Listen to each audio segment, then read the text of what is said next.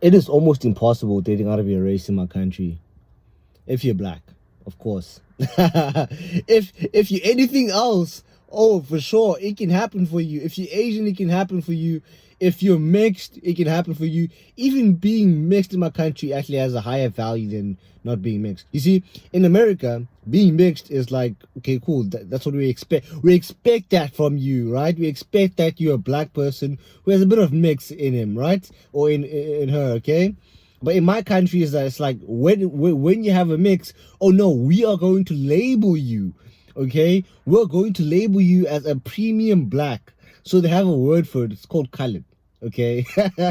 In my country, okay? It's almost impossible. So most of the time, when black guys date outside of their race, they go for something called, a colored, right? So it's basically a premium black person who's kind of like a mix of, Asian, Blasian. It's kind of like this generational mix that's happened before apartheid happened, just like how the country started and everything like that. It's a group of people who are mixes of many different races all at once, okay? And these are very touchy subjects, okay? But at the same time, it's like it has to be spoken about, you know what I'm saying? A lot of people just like don't talk about these type of subjects. Like for me, it's like I've always noticed these like small, minute differences in how people can operate within society.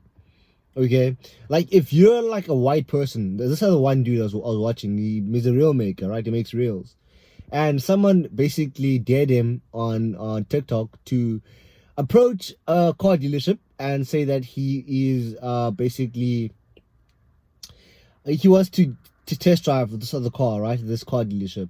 On top of that, he needs to drive home, okay, with the car. He needs to drive home with the car, and then on top of that, pretend like he's going to his house, okay?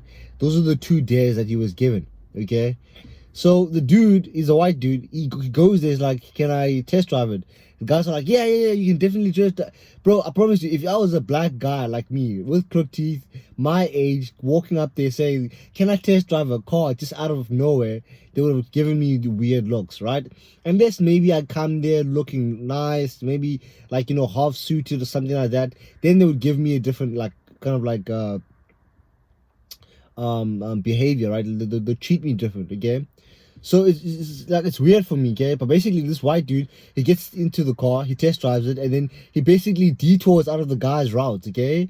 And the car dealership, the salesman, he's like, he's still chilled because he sees this guy's white, so this guy must know what he's doing. He's white. This is how people think, bro. This is how people think, okay? So eventually, the white dude tells the salesman that, hey, listen, dude, I'm only doing this because I didn't have a ride back home, and this is the only reason why I'm actually riding here. So the car dealership salesman, he kind of like changes his whole accent, changes his whole like persona, and he becomes real with him, tells him to fuck off, gets out of the car, and the car dealership and the salesman basically drives it back to the car dealership. So basically, it's almost like if that was me doing that as a black guy, I would have gotten so many no's before I got a yes. And you can tie this back to like dating as well at the same time. Like a white dude, with if the girl is like colored or she's Indian or she's black, he has a much easier time actually dating her. It's much easier for him, right? The door's a bit open. I mean, the door's halfway open for him. He just needs to open that motherfucker and be like, hey, yo, you know what I'm saying? The one thing that really holds back different races from actually like race mixing, okay, this is the one thing.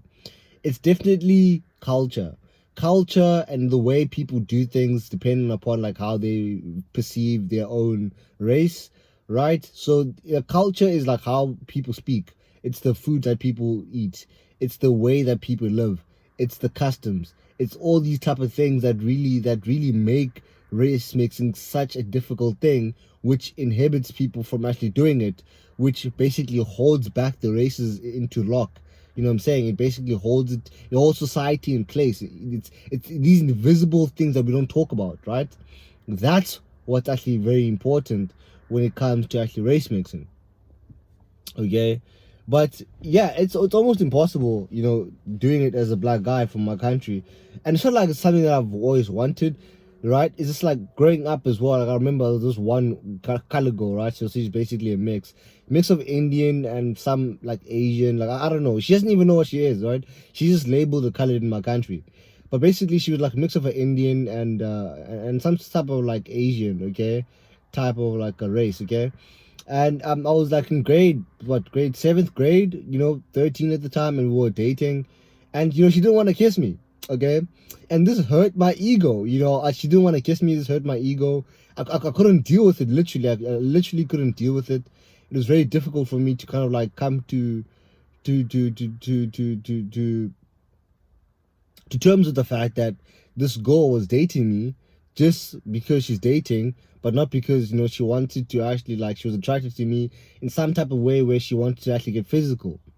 And it came to a time where most of my friends were like making fun of me, okay, and it came to this one day where basically I won't say forcing her, but I was kind of like pestering her, like, hey, listen, I want to kiss. Like, I remember it during break, like pestering her, I want to kiss, I want to kiss, I want to kiss. And my friends were right behind me because they were the ones who were making fun of me. Lebo's dating this girl and this girl, but he's not getting anything out of it, okay? Because I wasn't the only one she's done this to, okay? So it was so weird because I felt like I was different because of the way, the connection that me and I actually had. She actually liked me, but at the end of the day, like, she said one thing that really changed my life that day. She said, I don't want you to be my first kiss. And after that, I left her alone. After she said that, I left her alone. I was like, oh my God, bro. You know what I'm saying? I was like, oh my G. You know what I'm saying? So it's one of those things, bro. It's just one of those things. It's funny, dog. It's just like, after that, I was like, okay, cool. Race mixing is just, just stay away from it. But you can't, right? You say you want to stay away from it, then one day you actually really meet one girl who she's not from your tribe, or like your tribe. Yeah, tribe. We live in tribes, right? Like if you're Black American, that's your tribe, right? If you're white, that's your tribe. If you're this, that's your tribe, right? So if you're dating some girl outside of your tribe, just expect it to be more difficult than usual, but don't allow society to tell you what you can or cannot do, bro. Just do what you want to do, bro. Okay? I'm serious, bro. Like, this is a very short life that we have right here, okay? Do what you gotta do. Do what you want to do. Date who you want to date, and then leave society and just give society a big fuck you and do you, bro. That's what I say, okay?